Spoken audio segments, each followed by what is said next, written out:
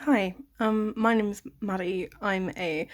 Um, I'm a student at the University of Sheffield, but I have previously worked as a fashion designer and drawer, and also a costume and set designer too. And I actually ended up taking a course in it for a year, doing a foundation diploma specialising in costume, fashion, and set. And while I was sort of thinking about Curves Day, I wanted to do something for it in terms of design, and something that I thought would be interesting to document would be me learning to draw plus size bodies. um, because I have never been taught to draw plus size bodies. I've always been taught to draw figures that are a lot like this. These are my warm up sketches, and each of these, while they're not very good because I haven't drawn them in a while, each of these probably, this one's probably the best example. This one probably took me less than 30 seconds to actually draw, and the others probably less time. Um, and I realised when I was drawing them I had absolutely no idea how to draw a plus size body. I'd drawn, or even just bodies that weren't stick thin. I'd drawn them in live drawing, obviously, but I'd never actually managed to draw and come out with a final design for a plus size person in the whole year that I was designing for more than one company and for my course as well. So I was really kind of shocked when I realised that. So with some references, I started to attempt to draw plus size bodies. These were not great. I wasn't happy with them at all. I felt like they were kind of poorly shaped in general. I hadn't really taken enough care. This is probably the best one that I managed to get out. But still, you can see in a lot of places I have lines which clearly sort of attempt to follow, like if you see up here and here, I sort of attempt to follow, and this line especially, the sort of practiced muscle memory I have of drawing bodies like these two. So I was quite sort of weirded out to see that as well, because like I said, I've drawn plus size people in life drawing, but my automatic hand just went to let's do skinny, which is really kind of worrying in a lot of ways, and it explains why if every design student is being taught to draw bodies for bodies like to draw for bodies like this, it explains why people like this sometimes aren't getting seen in the technical process and aren't getting cast.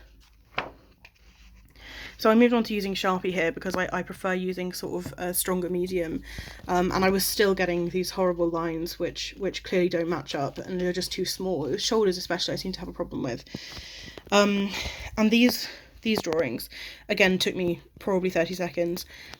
It's you can see that even these aren't proportional at all. Like the head is normally should make up between 6 and 8, like you should have 6 or 8 heads in a human, if that makes sense, like in terms of measurement. But with fashion drawings, I always find that I'm between 9 and sort of 12, depending on how long I make the legs, which is not realistic at all. The unrealistic sort of standard that we've been taught to draw our designs to is quite kind of worrying in a lot of ways, and I find it really weird to look at now. Now that I've sort of got my head around it, I realise that it's weird.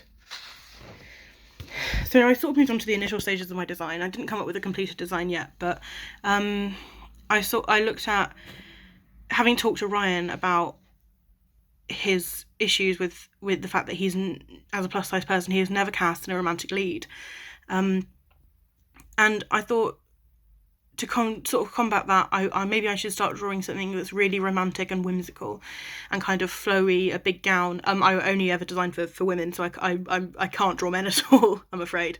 So I thought, well, if I design a gown for a plus size woman, that's really romantic and whimsical and kind of shows off all the aspects that would normally go to sort of the main romantic lead, then maybe that will be a sort of a nice way to sort of combat that. So with the ideas of like whimsicality and romance, I sort of took inspiration firstly from Alice in Wonderland for the whimsicality with the light blue and the sort of flowy aspect of the dress, and then I also took inspiration from the Leonardo DiCaprio film where he plays Romeo. I sort of looked at her ball gown in that as well, Juliet's ball gown.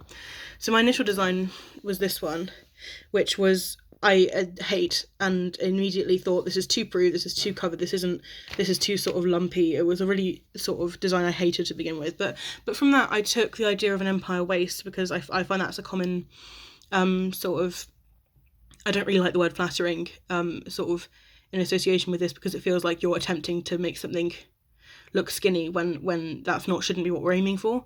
But empire waist is something that a lot of plus size people feel comfortable wearing, plus size femme people. So I took a little bit of felt and a little bit of just sort of bits and bobs I had lying around to sort of create this sort of slightly like more structured neckline with the bodice, but then the underneath I hoped could be really like sort of translucent. And this is the sort of final design I came up with from this idea. And I looked at it and I sort of thought, this reminds me of ice, and this sort of reminds me of clouds. And I liked the sort of off the shoulders straps, but I didn't think that they necessarily, this looks like quite a formal gown.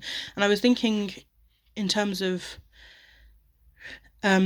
sort of bringing that slightly further into into an art form that isn't necessarily so open to bodies as theatre. Not that theatre is, but one that plus size bodies really hasn't breached at all, it is ballet.